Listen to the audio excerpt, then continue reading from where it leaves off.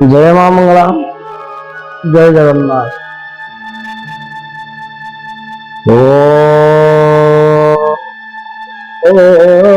सर्वमंगलम मंगल्ये शिवे सर्वार्थ साधिके शरणे त्र्यंबके गौरी नारायणी नमोस्तुते। जीवधेयं प्रदे देवी भक्ति मुक्ति प्रदायने मंत्रामृते सदा देवी नारायणी नमोस्तुते। नारायणी नमोस्तुते। ओम जगदानंदकंदायं प्रणतार्तिहराय च नीलाचलनिवासाय श्री जगन्नाथाय ते नमो नमः। श्री श्री जगन्नाथाय ते नमो नमः। आसंदा आषाढ़ मास शुक्लपक्ष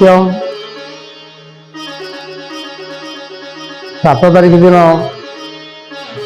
श्री श्री जगन्नाथंकर रथ यात्रा गुंडीचा मंदिर को विजय करेंगे एवं समस्त माँ बाबू भाई भौणी मान समस्त को आशीर्वाद एवं जगन्नाथ आशीर्वाद रही एवं समस्ते सुखमय रही था। जय जगन्नाथ। तो जगन्नाथ गुंडीचा मंदिर को जीवे जगन्नाथ गुंडीचा मंदिर में माँ गुंडीचा राणी की दर्शन करने को जीवे जगन्नाथ को माँ गुंडीचा मारी गुंडीचा राणी देखा वर्ष को थे सी चेष्टा करती चाहते एवं माँ लक्ष्मी की जगन्नाथ